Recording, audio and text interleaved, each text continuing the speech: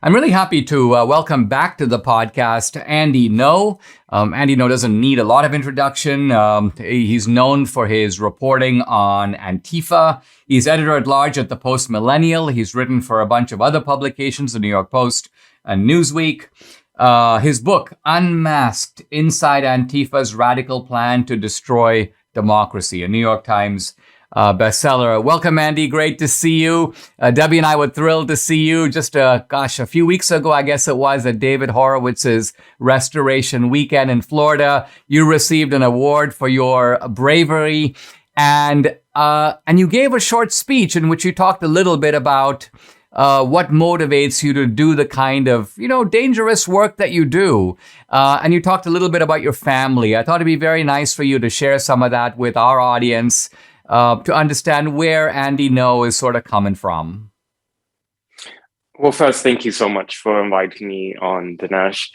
I thought it would be good for me to speak about my family since it was a thank you speech. And, I think with your own experience being an immigrant to the United States, and seeing that you wanted to become a part of the society, which you have, and you contributed so much to the American public. These were some of the themes I hit on. So my family background, my parents were refugees from Vietnam. They had grown up during the Vietnamese American War. They were from the former South Vietnam, so that was the part of the country that was allied with the United States, the anti-communist government, and that government lost. And after the fall of Saigon, hundreds of thousands were sent to prison camps where they had to work under hard labor to atone for their sins against essentially socialism, and they were re-indoctrinated and subjected to horrible, horrific conditions. So my parents experienced that, and they were part of the very large diaspora who left by boat. Many perished at sea, unfortunately, trying to reach these refugee camps in neighboring countries. And the United States, among some other countries, graciously welcomed Vietnamese refugees for decades and welcomed us to become equal citizens. And the children of these first generation immigrants have gone on to do very well. I'm part of that generation. And I thought it was important to share that, just because many of the immigrants that we see, second generation Americans in America who are featured on television or public figures in some way, usually express a hatred of the country that their families adopted. And it's, I think it's put in the minds of, understandably, of many that maybe immigrants are ungrateful, or they produce people who are resentful and hateful to their host country. And I want to share that there are those like you, and those like my parents and many others who are thankful for this country, because we know that we've inherited now a legacy of freedom and liberty, and that's not a given. Andy, it'd be very easy for you to say, and in fact, many people have said, in effect, look, there's this background of trauma in my family, and what they wanted for me is for me to be free of all that, for me to live, you may say, a politics-free life in America, to achieve success, to maybe start a band, or be an innovator of a new product and make a lot of money and achieve the American dream. You have taken on what I would have to say is perilous work. Here you are, you've taken on Antifa. They know you by name. They know you by sight. They seem to be threatening to kill you every day. You have decided to get into the fight. And what I want to get at is this a native bravery that your parents instilled in you? Is it part of the natural? It doesn't seem to me, you're such a gentle, soft-spoken guy. It doesn't seem to me to be your natural disposition, and yet it's gotta be, because here you are. I was surprised that I received an award for courage and bravery, because I didn't particularly see myself as brave, but I just saw myself as someone who was willing to stand up for the truth. And I've come to have to pay dearly for it in many ways through various assaults that have happened over the years by the far left and being driven out of my home.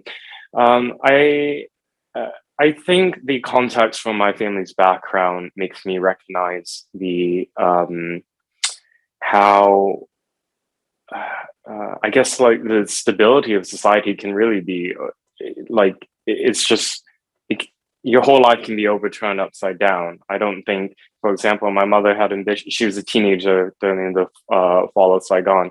I don't think she anticipated that within a period of months, not only would she no longer be in school as a girl and unable to go on to university, but would be languishing in a labor camp.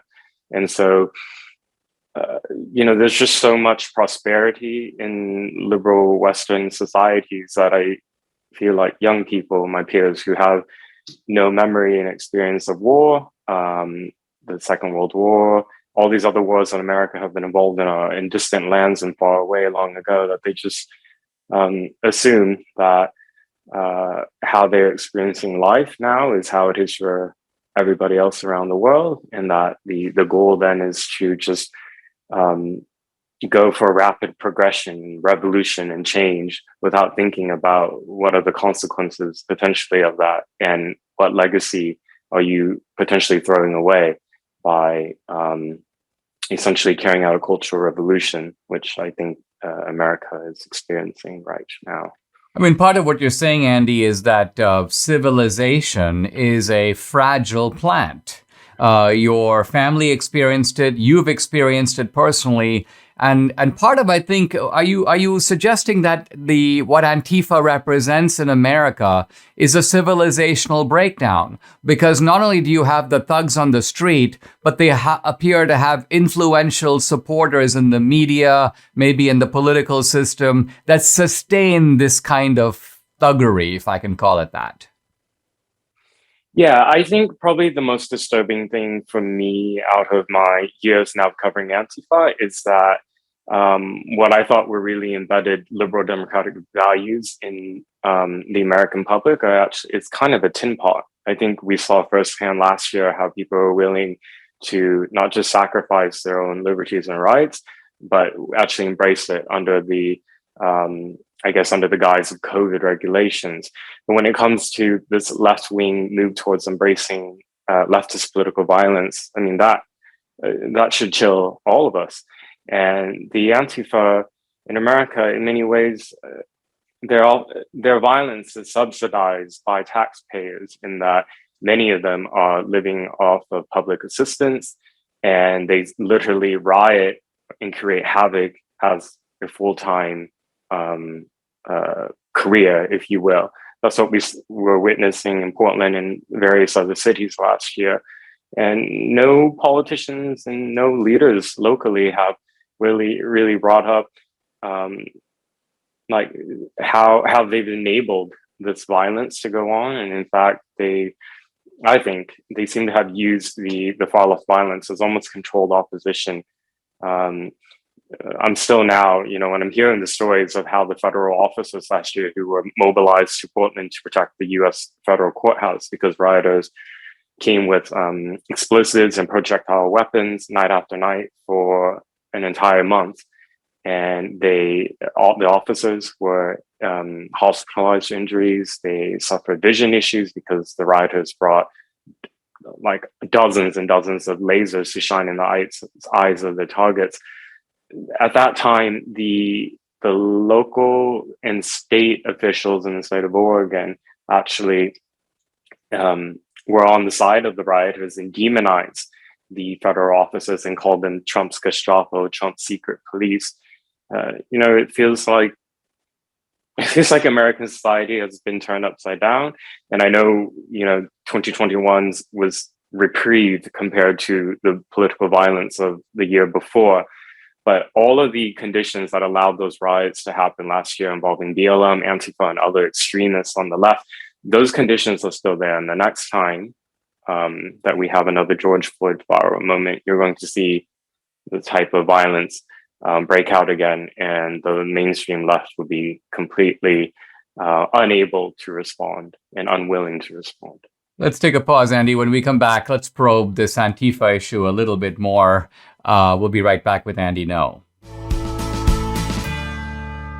Christmas is right around the corner, and you know what that means? Why not be an early shopper this year? And here's an easy present that works for everyone. Everyone needs towels, but you gotta get the right one. Now, ordinary towels just don't seem to dry you very well. They feel soft and lotiony in the store, but you take them home and hey, they don't absorb. Why not? Because towel companies typically import the product and they add softeners that make the towels feel good, but they don't dry you very well. Now, Mike Lindell has solved this problem. Debbie was saying this morning, the thing about using this guy's towels is that they actually get fluffier and more absorbent with time. Normally, towels go the other way. Mike Lindell has created the best towel company right here in the USA. MyPillow has proprietary technology to create towels that don't just feel soft, but actually absorb and leave you feeling fresh and dry. MyPillow towels come with the MyPillow 60-day money-back guarantee, and for a limited time, Mike is offering a ridiculously good deal on his 6-piece towel set. It includes 2 bath towels, 2 hand towels, 2 washcloths, all made with USA cotton, soft yet absorbent, regularly $109.99, but now $39.99. Go call 800-876-0227 or go to mypillow.com. Make sure to use promo code Dinesh. I'm back with journalist Andy Ngo. He's the author of Unmasked: Inside Antifa's Radical Plan to Destroy Democracy. Andy, give us a picture of these Antifa guys. You mentioned that some of them were sort of on the dole, kind of nothing to do with their lives. It looks to me like this is a combination of losers, criminals, perverts. I mean, when you get to hear these people talk, they appear to be almost operating outside the orbit of knowledge or civilization, human decency. It's hard to believe that they function within families and have normal human relationships. I mean, do they? These are dysfunctional people. Yes, you can pull examples of those who come from white-collar professions, such as academics, nurses, even doctors, lawyers. But by and large, these are people who are mentally unwell, living on public assistance. And I think the fact that you have extremist ideologues willing to take on vulnerable people and use them as fodder for political violence, I mean, that shows you how morally bankrupt they are. And in terms of the ideology, I will say that sometimes I hear it described by journalists or those in the public, critics of the left, as that this is all wokeism. You know, I don't think that's really a good term to describe it. This is ideological possession. These are people who have literally nothing to lose, so they're willing to do any means necessary, and they have gone on to kill, as they did in Portland. They have also created environment conditions where just criminality rises, such as these autonomous zones, where others then go on to shoot and kill people. And so in my book, the subtitle is Inside Antifa's Radical Plan to Destroy Democracy. I know that sounds hyperbolic and like an overstatement, because when you view at an aggregate level, the violence is relatively contained to certain areas of certain cities. However, I think what makes it a threat to democracy is that the political violence and extremism has changed the Overton window of the left of what they're willing to tolerate and accept, to the point now, as you'll see this, those who are in the chattering classes and the mainstream left, the elite left, they actually excuse arson attacks on police stations and public property, looting, violence against American citizens that they call far right, and that label is applied spuriously often, as you will see.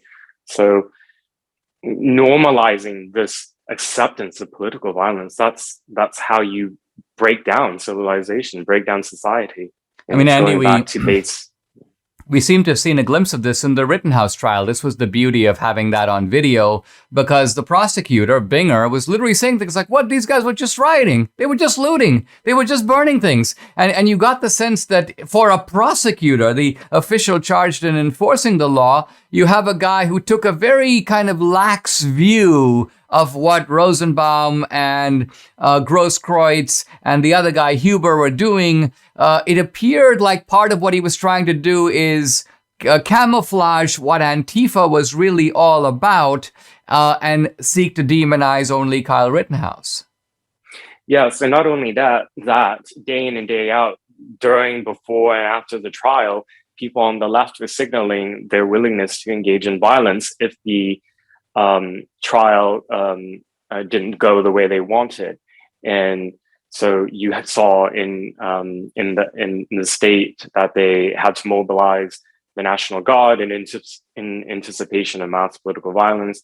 In Portland, there wasn't a lot of coverage of this, but after Rittenhouse was acquitted, Antifa called for a direct action in Portland and rioted by trying to break inside one of the public courthouses in downtown, the Justice Center. And they actually breached one of the gates, and their stated goal, according to police and the sheriff's office, is that they were trying to burn down the building. And so, and you can see how the fear from the jury in making sound decisions based on the evidence is affected. Thank God that the jury wasn't doxxed. We saw that there were several attempts. I mean, there were people who said they had cameras in the courtroom. And then infamously, there was an NBC affiliated team who had followed the vehicle that was driving the jurors out. So, you know, the rule of law is under threat here, and it's a fragile system. And we have agitators on the mainstream left seeking to see this system break apart and fall apart. I mean, I think once you tweeted out right after the trial that many of the Antifa guys saw the Rittenhouse acquittal as a call to arms, that they now needed to have AR-15s, they now needed to have weapons. Were you suggesting that there's a sort of almost an escalation in the militarization of Antifa in response to the Rittenhouse acquittal? Yes, but that's what they've been doing for months, going even before the Rittenhouse trial. People forget that in the Pacific Northwest, just this year during the summer, in late summer, there were two Antifa-involved shootings, one in Portland and one in Olympia. So I already know, many who follow Antifa already know that these militants already come armed, and now they just feel a bit more emboldened and calling for more people to bring deadly weapons to their direct actions, and if need be, to kill. Andy, thank you for coming on. We're living at a time when mainstream journalism doesn't cover the kind of stuff you do. I know you're not the only guy doing it. There's a bunch of other great guys doing this kind of dangerous work, but you're one of them. I want to commend you and thank you for coming on the podcast. My pleasure.